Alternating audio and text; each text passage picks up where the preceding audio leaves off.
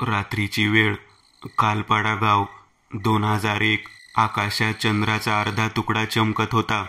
त्याच अर्ध्या चंद्राजवळून काही 1-2 गुंड काळे ढग त्या चंद्राला लुटण्यासाठी, म्हणजेच त्याचा प्रकाश धरतीवर पडण्यापासून रोखण्यासाठी त्याच्या अवतीभोवती जमत होते. पण त्या 2 जणांना त्याच्या प्रखर तेजापुढे टिकाव काही धरता येत नव्हता. ते दोघे घाबरू लागले, तसेच पुढे जात होते. नुकताच हिवाळ्याचा महिना सुरू झाला होता आणि त्यातच आज वर्षाचा शेवटचा दिवस होता. हिवाळा असल्याने वातावरण थंड झालं होतं. मंद पांढरट धूप हवेत विषारी व्हायरसप्रमाणे चहूदिशेनं पसरलं होतं. जमिनीवरच्या हिरव्यागार गवतांना थंड वाफ चिटकून त्या वाफेचं रूपांतर पाण्यात होऊन जात त्या गवतांवर लहान लहान द्रवबिंदू साचलेले दिसत होते. आज वर्षाचा शेवटचा दिवस, म्हणजेच 31 डिसेंबरची रात्र उजाडली होती कालपाडा सिटीत. दरवर्षी ह्या वर्षीही लास्ट इयर हॉलोवीक साजरी होत होती. वर्षाच्या शेवटच्या महिन्यात लास्ट वीकमध्ये हॉलोवीनप्रमाणे सजावट केली जायची. लहान मुले भूतांचे वेश धारण करून चॉकलेट्स मागायचे. आणि आज तर शेवटचा दिवस होता. आज तर खूप मोठं वादळ येऊन जाणार होतं. कालपाडा गावातल्या रस्त्यांवर लास्ट इयर लास्ट डे असल्याने हॅलोवीन सारख्या डेकोरेशन्स केल्या गेल्या होत्या. रस्त्यांवर असलेल्या खांबांवर कवटी टांगून त्या कवटी आत खांबावर विजांचे पिवळे बल्ब बसवलेले दिसत होते. त्याच पिवळ्या बल्बच्या उजेडात लहान मुली भूताखेतांचे वेश धारण करून हातात भगव्या रंगाचा शिरोळा घेऊन फिरत होते.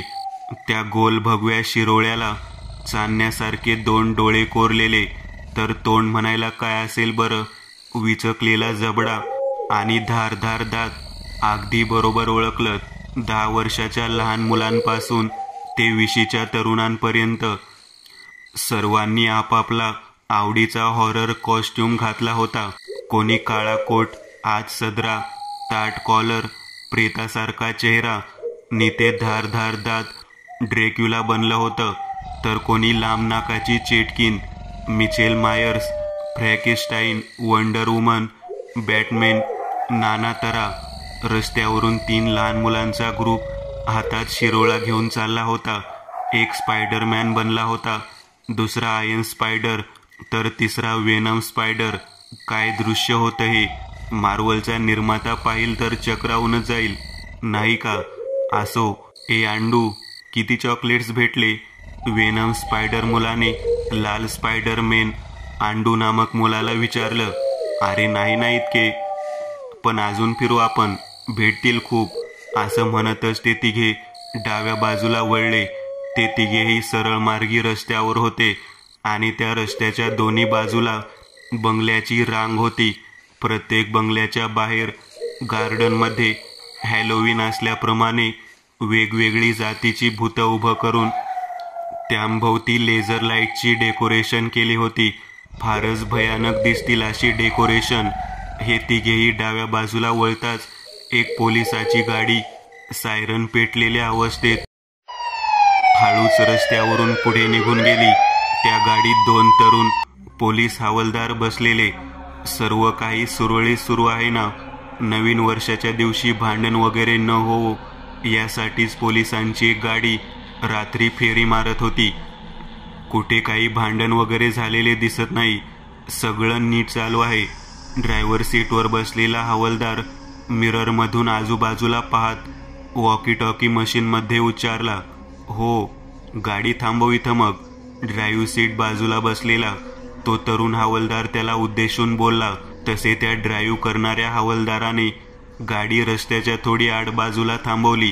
कालपाडा सिटीमध्ये असलेल्या बिल्डिंग्स, चाळी, बंगलो ह्या सर्व जागेवरचा जेवढा सुखावला कचरा असायचा तो कचरा गाडीतले कामगार इथे गोल प्लास्टिकच्या डब्यात जमा करायचे. म्हणूनच या जागेला कचरा घाट असं नाव पडलेलं. आता त्याच ठिकाणी अंधारात काही हालचाल होत होती. एका कचऱ्याच्या पेटीत एक भिकारी पोटाची भूक भागवण्यासाठी आपला उजवा हात आत घालून काही खायला मिळते का ते पाहत होता.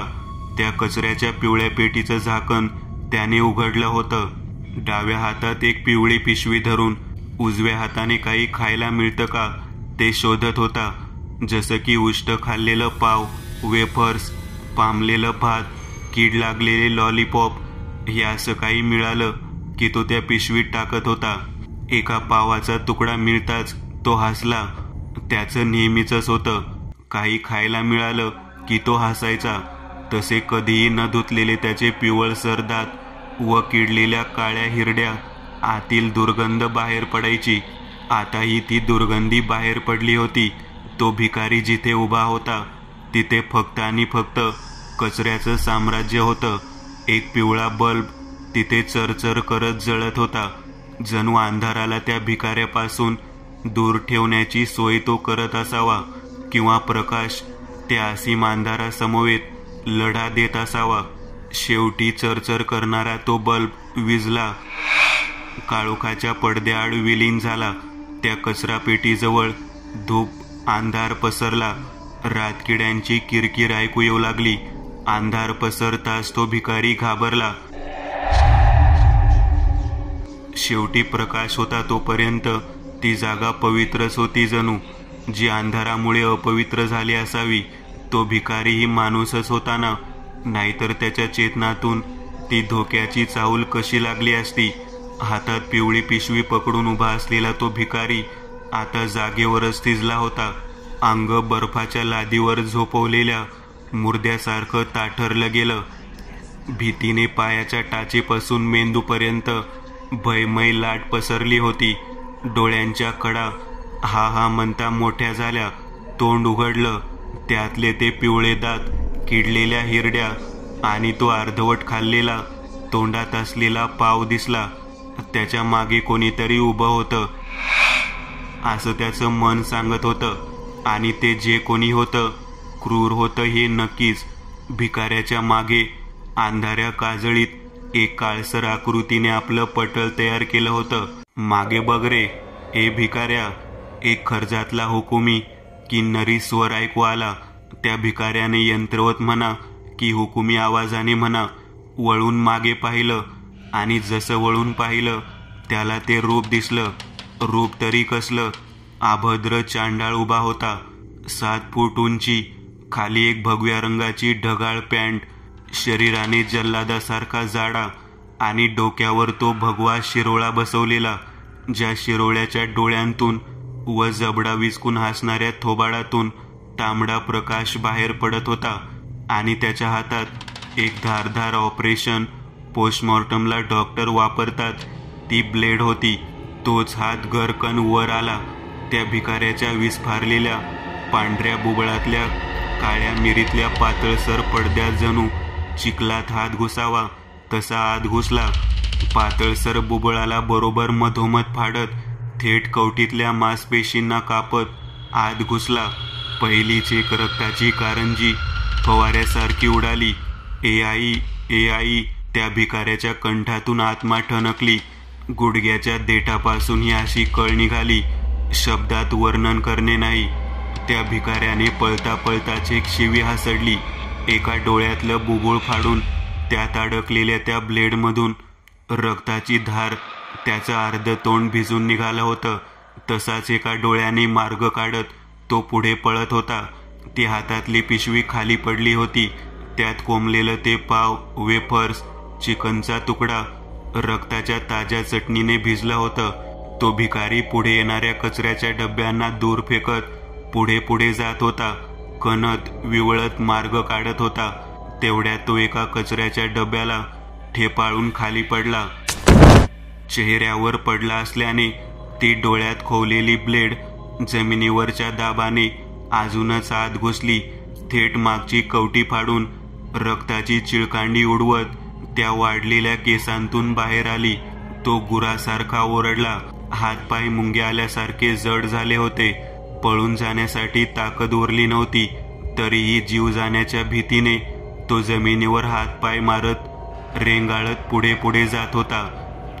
जीव वाचवण्यासाठीचा एक निष्फळ प्रयत्न सुरू होता. त्याच्या मागून तो येत होता.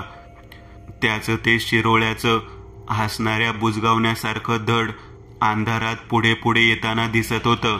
त्याचे ते काळे चकचकीत ढगाळ बूट वाजवत तो येत होता. चालता चालताच त्याने एक हात मागे नेला व कमरेत खोसलेला धारधार चंदेरी पातीचा सुरा काढला. पळ, पळतोस, त्याने असं म्हणतच एका पायाचा गुडघा वाकवला. मग उजव्या हातात मुठीत धरलेला सुरा हवेत नेला आणि तिप्पट वेगाने खाली आणत थेट पाठीच्या मणक्यात घुसवला. गुलाबी कातडीत सुरीच्या टोकदार पातीने अलगद आवाज देत रक्ताच्या चिळकांड्या उडवत आत प्रवेश केला होता. पुन्हा तो भिकारी ओरडला.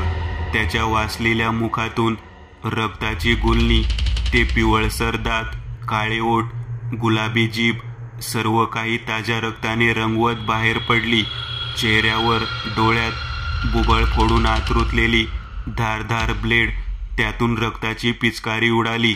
तोच पाठीतला सुरा त्याने वेगात उपसून काढला. मग पुन्हा हवेत नेत खाली आणला. असंच त्याने 3 वेळा सपसप वार केले. खालची जमीन त्या भिकाऱ्याच्या देहातून निघणाऱ्या लालसर रंगाची रांगोळी काढून गेली होती. पाठीवर इतके वार झाले होते की तो पाठीचा मणका लाल रक्ताच्या मिश्रणाने आतील मांसांमध्ये चिकटलेला स्पष्ट दिसत होता. त्याने तो सुरा आता पाटणातून बाहेर काढला. काही वेळा अगोदर त्या सुऱ्याची पात चंदेरी रंगातली होती, जी आता या क्षणाला रक्ताचा अभिषेक करून आली होती. त्या विकृत मानवाने किन्नरी हसत त्या भिकाऱ्याच्या हाताचा कोपरा पकडला आणि कोंबडी कापावी तसा तो कोपरा त्या सुरीने कापला. कचकच विशिष्ट आवाजाने रक्ताचे पाट वाहत तो कोपरा त्याने कापून बाजूलाच फेकला. मग पाय धरला. 1-2 वेळा त्या पायाला डावी उजवीकडे हलवलं. कटकट हाड तुटल्याचा आवाज झाला. एक भयंकर वेदनादायक किंकाळीने. पुढच्या क्षणाला त्या भिकाऱ्याचा पाय मांडीपासून पोटासहितच रक्तमांस, जसं कुल्फीतून आईस्क्रीम वितळत सांडावं तसं जमिनीवर सांडत वेगळं झालं. त्याने हातपाय तोडून तसेच बाजूला फेकले. त्या तुटलेल्या पायातून आतल्या काळ्या लाल मांसपेशी बाहेर आलेल्या दिसत होत्या. इतक्या सर्व वेदना होऊनही त्या भिकाऱ्याच्या देहातून प्राण गेला नव्हता. विकृत हात, पाय तुटलेलं, रक्ताने माखलेलं ते देह भयान भासत होतं. आणि त्या विकृत अवस्थेतही रेंगाळत तो भिकारी अद्याप जीव वाचवण्यासाठी जमिनीवरून सरपटत पुढे जात होता. तेवढ्या त्या विकृत ध्यानाने आपले 2 जाडजूड हात वाढवून त्या भिकाऱ्याचं डोकं धरलं. रक्ताने पूर्ण चेहरा माखला होता. एक डोळा फुटला होता तर दुसरा मात्र व्यवस्थित होता. फुटलेल्या त्या डोळ्यात घुसलेली ती ब्लेड हाताच्या बोटांची चिमटून बनवून चिबीक चिबीक मांसाला आजूबाजूला ढकलत त्याने बाहेर काढली. मग त्या भिकाऱ्याचं डोकं जास्त वेळ न घालवता वर आकाशात केलं. धारधार ब्लेड गळ्यावरून उजवीकडे थेट डावीपर्यंत एका रेषेत अलगद लाल मांस चिरत रक्ताची पिचकारी रपरप बाहेर पडत फिरवली. त्या ब्लेडने गळा चिरला होता. त्या चिरलेल्या भागातून आतला नरडीतला हाड साफ साफ दिसत होता. तो विकृत ध्यान अद्याप त्या भिकाऱ्याचा गळा कापतच होता.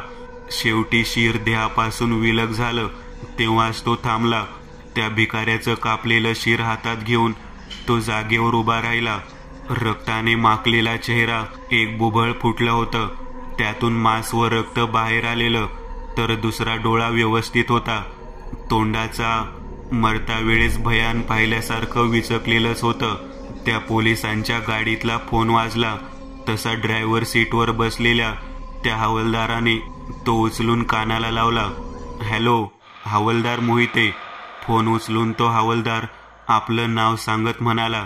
तसा पुढून आवाज, कालपाडा पोलीस स्टेशनमधून सब इन्स्पेक्टर BK पाटील बोलतोय. अगदी घाईघाईने उच्चारला जाणारा स्वर. आताच मिळालेल्या माहितीनुसार जेलमधून सायको किलर रेंचो डिकोस्टा फरार झालाय आणि आम्हाला पूर्ण खात्री आहे की तो तुम्ही असलेल्या लोकेशन जवळच कुठेतरी आहे. म्हणूनच रस्त्यावर हॅलोवीनसाठी भटकणाऱ्या मुलांना आणि त्याच्या पालकांना सतर्क राहायला सांगा. तोपर्यंत आम्ही टीमने तिथे पोहोचतोच.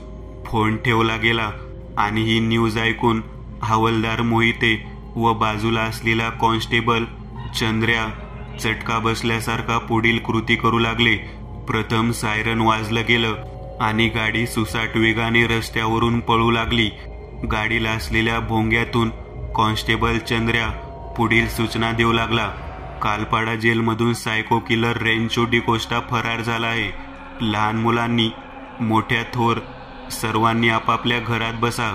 कालपाडा गावातल्याच एका सुनसान अंधारात बुडालेल्या रस्त्यावरून एक बेवडा आपल्याच धुंदीत हातात असलेली काचेची दारूची बाटली डोक्यावर घेऊन चालला होता. तो रस्ता म्हणायला सरळ मार्गी होता. डाव्या उजव्या बाजूला कंपाऊंड, खाली गटार होती आणि कंपाऊंडच्या आत मोठमोठ्या बिल्डिंग्स होत्या. अद्याप बिल्डिंग्सचं काम चालू होतं. कोणी तिथे राहत नव्हतं. बॉक्स बांधून ठेवले होते पण प्लास्टर वगैरे केलं नव्हतं. तिथे असलेलं कामाचं सामान, फावडे, घम्याल, थापी अशा विविध वस्तू कोणी चोरून वगैरे घेऊन जायला नको म्हणून तिथे वॉचमन्स वगैरे लक्ष ठेवण्यासाठी होते. नाचले मोला आंब्याच्या वनात, नाचले मोला नाच.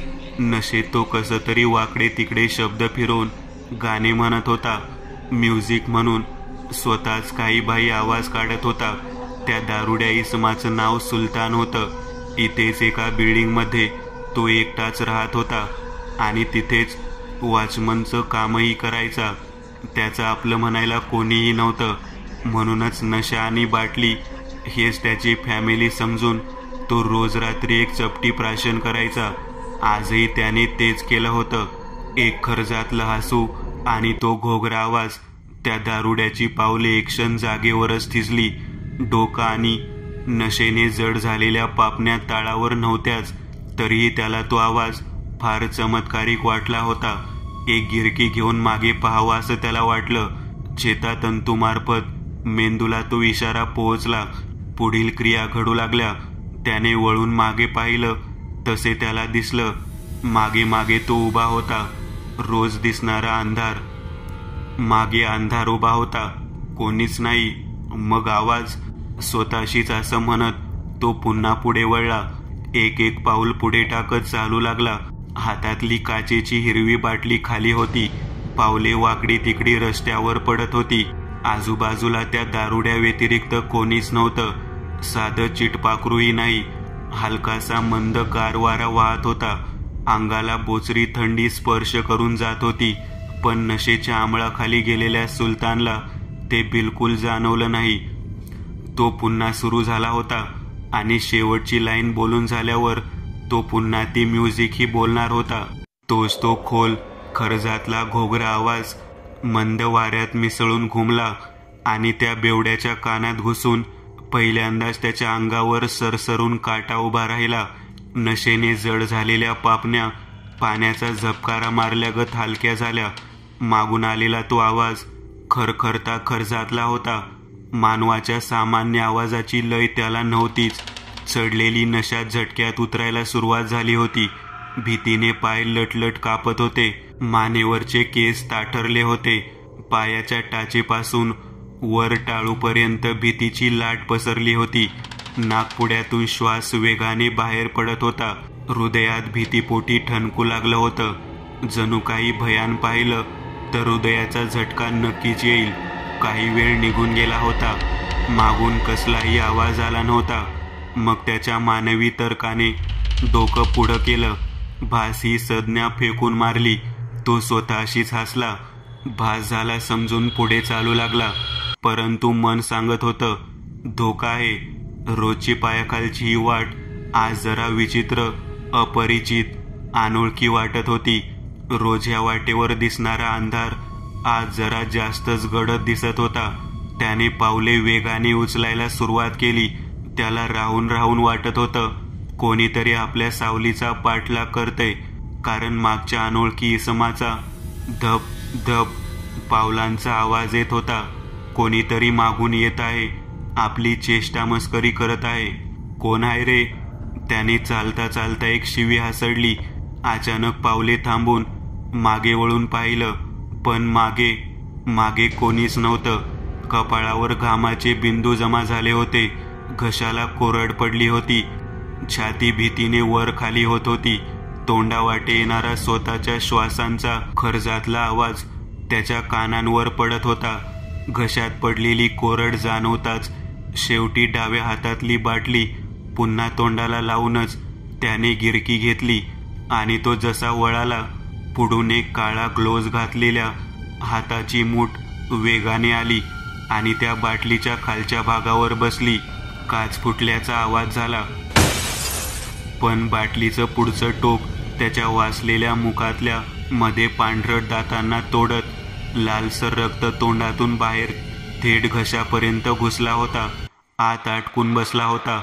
घशातल्या नळिकेत अटकलेला तो काचेचा तुकडा आतल्या नळिकेतल्या मांसात रुतून तोंडातून रक्त बाहेर येत होतं. मधले आणि खालचे मोजून 8 दात तुटून रस्त्यावर पडले होते. तो बेवडा घशाला हात लावून जमिनीवर गुडघे टेकून बसला होता. घशात अटकलेल्या त्या काचेच्या तुकड्याने वेदना तर होत होतीच, पण श्वासही नीट घेता येत नव्हता. त्यासहितच लालेसहित आतून रक्त येत होतं. ते वेगळं, पूर्ण तोंड पान खाल्ल्याप्रमाणे रक्ताने माखलं होतं. झरझर झार झरली रे, झाडांची भिजली रे इरली रे. त्या पहिल्या ओळीसहितच त्या बेवड्याने थरथर त्या वेदनेने वळून पुढे पाहिलं, कारण आवाज अगदी समोरून आला होता आणि समोर पाहता डोळ्यांना दिसलेल्या दृश्याने देहावर एकावर एक शहारे उभे राहिले होते. त्या दृश्याने देहात लपलेली आत्माही ठणकू लागली होती. समोरचं दृश्यच असं होतं. समोर एक नग्न स्त्री उभी होती. तिचं पूर्ण देह फिकट भगव्या रंगाने रंगवलं होतं. डोळ्यांभोवती डार्क काळी सर्कल तयार केली होती. डोक्यावरचे चंदेरी अंधारात लुकलुकणारे केस मागे पाठीवर सोडले होते. दाट काळ्या भोयांना गडद काळ रंग दिला होता. डोळे टपोरे भेदक होते. दोन्ही भोयांमधोमध एक मोठा रुपया एवढा लाल मळवट भरला होता. डोळ्यांतली बुबुळे पाळीव प्राण्यांसारखी अंधारात लुकाकत होती.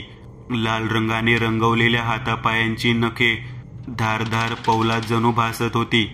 पावसात नाहू, काहीतरी गाऊ, करून पुकारा नाच, नाच रे मोरा.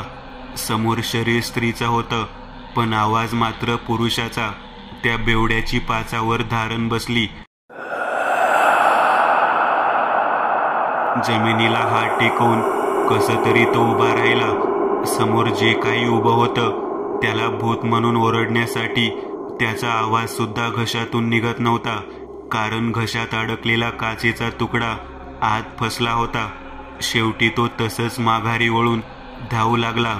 मागे उभं ते अभद्र विचित्र हातवारे करत नाचत होतं. तीच घोगरा पुरुषी खर्जातलं गाणं बोलण्याचा आवाज अद्याप त्याच्या कानांवर ऐकू येत होता. थेंब थेंब तळ्यात नाचती रे, टप टप पाण्यात वाजती रे. खूप दूर येऊन सुलतानने उजव्या बाजूला वळण घेतलं. समोर तो राहत होता ती जागा होती. म्हणजेच एक 15 मजली भली मोठी बिल्डिंग दिसत होती. पांढऱ्या रंगाच्या बॉक्सने रूम्स बांधून ठेवल्या होत्या, परंतु अद्याप प्लास्टर रंगरंगोटी केली गेली नव्हती. अंधाऱ्या सुनसान वातावरणात तो त्या बिल्डिंग जवळ पोहोचला. जिन्यावरून वर जाऊ लागला. आजूबाजूला त्याच्याशिवाय कोणीही नव्हतं. जिन्यावरून पडणाऱ्या त्याच्या धप धप पावलांचा आवाज बेधुंद होऊन गुंजत होता. त्या पूर्ण 15 मजल्याच्या बिल्डिंगमध्ये तो एकटाच होता आणि ते जे काही अभद्र मागे लागलं होतं त्यापासून जीव वाचवण्यासाठी एक एक मजला मागे सोडत सुलतान वर वर जात होता. त्या स्मशान शांततेत त्याच्या पायातल्या बुटांचा आवाज गुंजत होता. भीतीने शरीर थंड पडलं होतं. नाडी जलद गतीने धावत होती. मेंदूशी संपर्क तुटला होता. क्रिया अडाणीपणाने घडत होत्या. काही वेळाने तो टेरेसवर पोहोचला. इतकं पलायन केल्याने धाप लागली होती आणि तितक्याच वेगाने तोंडून रक्ताची धार बाहेर पडत होती. घशात उच्चांक गाठलेली वेदना होत होती, पण मरणाच्या भीतीने वेदना केव्हाच विस्मरणात विरून गेली होती. आता ह्या क्षणाला फक्त सुटका महत्वाची होती. त्या विकृत माणसाकडून म्हणा किंवा भूताकडून.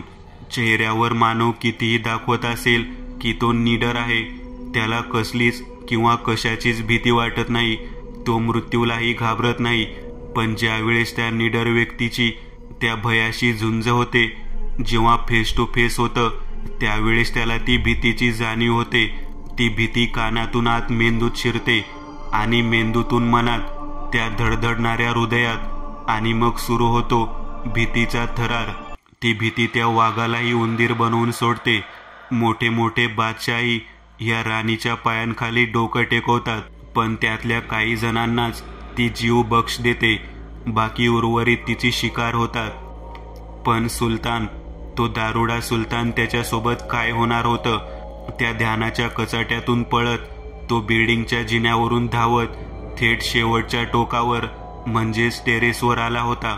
टेरेसवर काही बाई सामान ठेवलेलं दिसत होतं, जसं की प्लास्टिक ड्रम्स, चौकोनी बॉक्स, फावडे, घम्याल, मोठाली लोखंडी स्टूल्स. गळ्यावर हात ठेवून सुलतान विस्फारलेल्या डोळ्यांनी आजूबाजूला लपण्याची जागा शोधत होता. बाजूलाच एक ब्लॅक्सची थप्पी लावलेली दिसत होती. तिथे लपाव ह्या उद्देशाने तो त्या थप्पी मागे गेला. तिथे जाऊन तो हलकेच गुडघ्यांवर बसला. गळ्यात आत नलिकेत तो काचेचा तुकडा मांसाला टोचत होता. जर माशाचा छोटासा काटा गळ्यात अटकला तर एवढा त्रास होतो, आणि इथे तर त्याच्या गळ्यात काचेचा भला मोठा तुकडा अटकला होता, आणि हालचाल झाली की तोंडातून रक्ताची गुळणी बाहेर येत होती. सुलतान ब्लॅकच्या थप्पी मागे लपला होता आणि दर 20 सेकंदांनी डोकं थोडं बाहेर काढून टेरेसच्या उघड्या चौकटीकडे चोरून पाहत होता. 6-6.5 फूट उंच दरवाजाची चौकट, त्या पल्याड गर्द अंधार दिसत होता. आकाशात उमटलेल्या अर्ध्या चांदण्याची चंदेरी किरणे टेरेस उजळून गेली होती. सोसाट्याचा वारा टेरेसवर भूतासारखा घुटमळत फिरत होता. हवेच्या थंड झोतांनी सुलतानच्या अंगावर शहारा येऊन जात देहात एकावर एक भीतीचा ठणका उमटत होता. हृदयात पडणाऱ्या प्रत्येक ठोक्याला एक कल उमटत होती. अंधारातून पाशवी सैतानी शक्तीचा कोठून कसा वार होईल? सैतान हवेत उडून येईल, अचानक समोर प्रगट होईल, मानेचा लचका तोडून कच्च खाईल. काहीच कळत नव्हतं. भयाची रसरसती चमक अंधारात असल्याशिवाय त्या अंधाराला शोभा नसतेच. त्या स्मशान शांततेत पावलांचा गुंजणारा आवाज येऊ लागला. भीतीने पोटात आलेल्या गोळ्याने कानांच्या पडद्यांची फाटफाट सुरू झाली. आतडे ग्रंथी, शरीराचा एकनी एक भाग जणू खेचला जाऊ लागला. त्या उघड्या अंधाऱ्या चौकटीमय दारातून एक हाडकूळ लालसर गुडघ्यांची वाटी बाहेर आलेलं पाय आत आलं. सुलतानची नशा केव्हाच उडाली होती. तो निरीक्षण करून पाहत होता. पायांच्या बोटांवर अंगठा नव्हताच, फक्त वळवळणारी 4 लाल बोट होती. माकडासारखं उडी मारून ते ध्यान टेरेसवर आलं. हुप हुप असा आवाज काढत चौदिशेंना प्राण्यांसारख्या लकाकत्या डोळ्यांनी पाहू लागलं. हुप हुप आवाज काढता वेळेस त्याच्या गळ्यात मधोमध हवा भरली जात होती. जमिनीवर पायाने हात टेकवून ते माकडासारखं हुप हुप आवाज करत होतं. सुलतानची वाचाच बसली होती. भीतीने डोळ्यांची पापणी मिटत नव्हती. त्या ध्यानाने आपल्या लकाकत्या चंदेरी डोळ्यांनी त्या ब्लॉकच्या थप्पीकडे पाहिलं. त्याच्या काळसर ओठांवर आसुरी छन्नी हसू उमटलं. ते काळसर विद्रूप दात दाखवत ते हसलं. तेवढ्या वेळेतच त्याची ती गुलाबी 2 भागात विभागलेली सापासारखी पण जराशी जाड जीभ दिसली. थेंब थेंब तळ्यात नाचती रे, टप टप पानांत वाजती रे. सुलतानच्या कानावर तो पुरुषी घोगरा आवाज पडला. त्याचं तोंड रडवेल्याप्रमाणे झालं. मागून ते ध्यान घोगऱ्या भसाड्या आवाजात ते बालगीत गात पुढे पुढे येत होतं. पावसाच्या रेघात खेळ खेळू दोघात, निळ्या सवंगड्या नाच, नाच रे मोरा. सुलतान दोन्ही हात पोटात ठेवून ब्लॉकच्या थप्पी मागे लपला होता की इतक्यात अगदी वेगाने सुलतानच्या पाठीमागून ब्लॉक्सच्या थप्पीमधून एक हात बाहेर आला आणि त्या रक्ताने भिजलेल्या 4 बोटांच्या हाताने त्याला फरफटत मागे खेचलं. एका कापसाच्या पुंजक्याप्रमाणे ते ब्लॉक्स आजूबाजूला उडाले आणि सुलतान त्या ध्यानाच्या कचाट्यात सापडला. पावसाची रिमझिम थांबली रे. त्या ध्यानाने आकाशात पाहिलं. तुझी माझी जोडी जमली रे. त्या ध्यानाने दात विचकत सुलतानकडे पाहिलं. ती लकाकती नजर सुलतानच्या काळजाला सुईच्या टोकासारखी चिरत आत गेली. आभाळात छान छान 7 रंगी कमान, कमानी खाली त्या नाच, नाच रे मोरा, आंब्याच्या वनात नाच. शेवटचं वाक्य संपवून काही वेळ ते थांबलं आणि अचानक त्याने एक आरोळी ठोकली. ह्याव, त्या पाशवी आवाजाने सुलतान जागीच गारटला. हातापायाचे स्नायू गंज लागल्याप्रमाणे गंजले गेले. त्या ध्यानाने आपला काटकुळा धारधार पौलादी नखांचा हात वाढवला आणि त्याने थेट सुलतानच्या गळ्यात ती पौलादी नखं घुसवली. तव्यावर जसं लोणी टाकताच ते वितळतं तसंच ती धारदार नख जशी त्या गळ्याच्या चामडीला स्पर्श झाली त्याच वेळेस ती चामडी फाटली. आतल्या गुलाबी मांसात ती नखं रुतली गेली आणि ते मांसही फाटून त्यातून लालसर रक्ताचं धरण फुटलं. रक्ताची धार वाहू लागली. ती नख इतक्यात थांबली नाही. जणू अद्याप त्याचं समाधान झालं नव्हतंच. हातावर अजून भार देत त्या नखांनी चिबीक आवाज करत मांस फाडून आतल्या थायरॉइड गुलाबी रंगाची रक्ताने माखलेल्या ग्रंथीला शोधत थेट उपटून बाहेर काढली. त्या थायरॉइड ग्रंथीकडे पाहत ते हसलं. जणू त्याला मज्जा येत होती.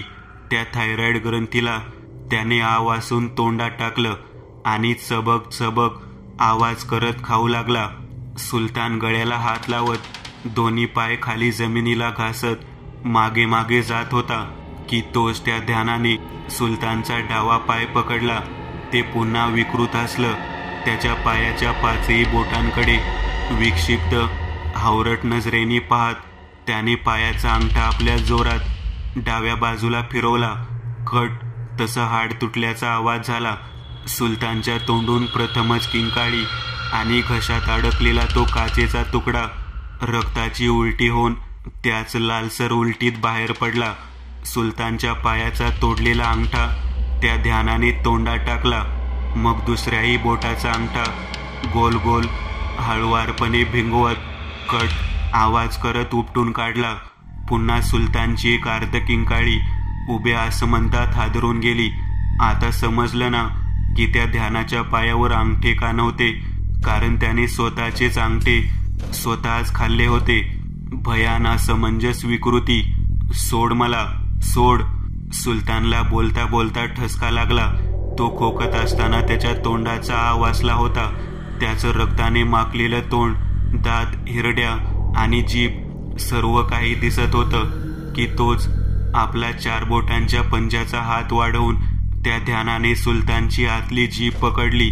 दुसरा हात त्याच्या विस्फारलेल्या डाव्या बुबळात चिबीक आवाज करत घुसवला. तसा अलगद तो पांढरट बुबळ रक्ताची पिचकारी उडवत बाहेर पडला.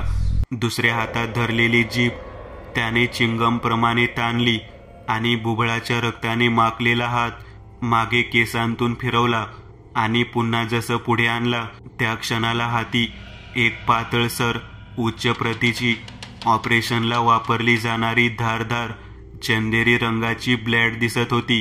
एक वेळ त्याने छन्नी हसत त्या ब्लेडकडे पाहिलं. मग दुसऱ्या हातात चिंगमसारखी ताणून धरलेल्या त्या गुलाबी जिभेकडे आणि शेवटला एक कटाक्ष सुलतानच्या रक्ताने माखलेल्या चेहऱ्यावर टाकला. तो थरथरत्या मानेनेच नाही नाही असं म्हणत प्राणाची भीक मागत होता. त्यावेळेस न जाणे का पण त्या विकृताला त्याची दया आली. त्याने लहान मुलासारखं तोंड पाडलं आणि नाही अशी मान हलवली. डोकं सरळ खाली झुकवलं. जणू त्याला आपल्या कृत्याचा पश्चाताप झाला असावा, कारण त्याने सुलतानची हातातली जीभ ही सोडली होती. तो एकटक तोंड पाडून खाली मान घालून बसला होता. अगदी एका पुतळ्यासारखं. ना त्याच्या देहाची हालचाल होत होती आणि नाही खाली जमिनीवर पाहणाऱ्या डोळ्यांची. एक क्षण सुलतानने सुटकेचा निश्वास सोडला आणि डोळे बंद केली. नित्या बंद डोळ्यांना एक खच असं काहीतरी खुपसल्याप्रमाणे कानांवर आवाज झाला. सुलतानने खाडकन डोळे उघडले. त्याच्या देहात वेदनेचा पूर वाहून आला होता. पाठीच्या मणक्यातून भीतीची थंड लाट पसरली होती. त्या बिल्डिंगवरून एक टिटवी रात्रीच्या प्रहराला टिवटिव आवाज करत उडून गेली. तसं ते ध्यान टिटवीच्या आवाजावर थिरकू लागलं. हवेत हात नेऊन मसनात नाचणाऱ्या अघोऱ्यासारखा सुलतानच्या देहाला गोल गोल प्रदक्षिणा घालत नाचू लागलं. सुलतानने एक नजर पोटावर टाकली. पोटाच्या बरोबर मधोमध नाभीत एक धारदार मोठा सुरा खुपसला होता. त्या सुरीचं लाकडी काळ्या रंगाचं टोक वर दिसत होतं आणि खालची पाती पचननलिकेच्या गुलाब्या आतड्यांमध्ये त्या सर्वांचं केबल कनेक्शन तोडत आत घुसली होती. पोटातून रक्ताचा फवारा हवेत तळ्यात बसवलेल्या मशीनच्या पाण्याचा कारंजासारखा उडत होता. टिटवीचा आवाज दूर दूर जात मंद नाहीसा झाला. तसे ते ध्यान त्या आवाजावर थिरकायचं थांबलं. लालसर रंगाने माखलेलं देह, निते वाढलेले गुडघ्यापर्यंत येणारे केस एका काळसर गोमसारखे फिरत होते. डोळ्यातली बुबळे चंद्राच्या प्रकाशाने चमकत होती. जशी कुत्री, मांजर, बैल, गाय ह्या सर्व प्राण्यांचे चमकतात. रडवेल्या तोंडाने चित्रविचित्र आवाज काढत सुलतान पोटाकडे पाहत होता. ते ध्यान सुलतानच्या चेहऱ्याकडे पाहतच मटकन खाली बसलं आणि जसं एक स्त्री तिचा नवरा मेल्यावर कपाळावर हात मारत रडते तसा हात मारत रडू लागला. त्याचा तो फाटका घोगरा आवाज भयान होता. साक्षात निसर्ग थरथरू लागला होता. एक जोराची वीज कडाडली. लख्ख निळसर प्रकाश खाली पडला. कधी रडत तर कधी हसत होतं. जणू सुलतानची अवस्था त्या ध्यानाला एक आनंद देत होती. एक आसुरी विकृती क्रूरती आनंद. आणि त्याच आनंदाने हे असलं अभद्र विकृत नाट्याचं प्रदर्शन ते करत होतं. जसे एक लहान बाळ मोठ्या माणसांच्या वाकुल्यांवर, त्याच्या वेडेवाकड्या कृतीवर खुदकन हसतं, तसंच तोंडावाटे विचित्र स्वर काढत तो नाही नाही अशा प्रकारे मान हलवत सुलतानाकडे पाहत होता. अरे मित्रा, गाणं गायला खूप आवडतं ना तुला? मलाही खूप आवडतं, पण तू चांगलं गाणं नाही ना गात. मग ही जीभ का ठेवलीयस तू? दे. त्याने सुलतानच्या तोंडात घातला. पुन्हा ती जीभ तशीच ताणून धरली आणि पोटातला सुरा सपकन उपसला. रक्ताचा पुन्हा एक फवारा उडाला. जीभ धरल्याने सुलतानचे शब्द जरासे वेगळे असमंजसपणे बाहेर पडू लागले. पण त्या शब्दांचा अर्थ नाही, नको असंच होता ना. शेवटी जिभेवरून सुरा अगदी हळुवारपणे उजवीकडून डावीकडे फिरला. क्षणार्धात जीभ कापली गेली. तोंडातून रक्ताची धार बाहेर पडू लागली होती. दोन्ही हात रक्ताने भिजले होते. तोंड दाबून जागेवरच सुलतान विवळत होता. किती हृदयद्रावक कृत्य! इतकं क्रूर कोणी कसं वागू शकतं? मनात थोडीशी तरी दया भावना कीव असतेच ना. मग हे काय होतं? काय होतं हे? जीभ हातात धरून त्याने स्वतःच्या तोंडात कोंबली. वाकडी तिकडे हानवटी गाल हलवत ती खाऊ लागला. अर्ध मेल्या सुलतानच्या एका डोळ्याने त्याला तो मृतदेव समोर दिसत होता. पण तो त्या अवस्थेतही आठवत होता की आपण असं कोणतं पाप केलं होतं की असं मृत्यू मिळत आहे. आता तुझं काय करू? 4 बोटांच्या हाताची तर्जनी काळसर ओठांवर थोपटत ते स्वतःशीच म्हणालं. व पुढच्या क्षणाला तो सुरा त्याने सुलतानच्या छातीच्या पिंजऱ्यात घुसवला. तसे एक शेवटची रक्ताची गुळणी सुलतानचा आत्मा बाहेर काढत बाहेर पडली. आता तिथे फक्त एक कलेवर होतं.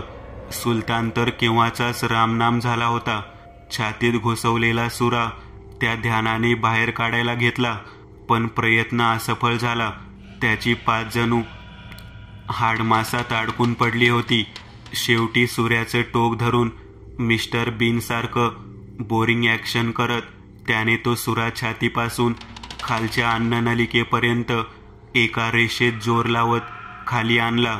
फडफड हाड तोडत त्याने मांस कापत अन्ननलिकेतून बाहेर आली तेव्हा त्याने आपल्या सर्वांकडे दात विचकत पाहून बक्षीस मिळाल्यासारखं सुरी हातात धरून दाखवली व त्या टेरिसच्या उघड्या चौकटीतून बाहेर निघून गेला. परंतु सुलतानचं छिन्न विछिन्न कलेवर मात्र तिथेच कोणीतरी येण्याची वाट पाहत पडून राहिलं.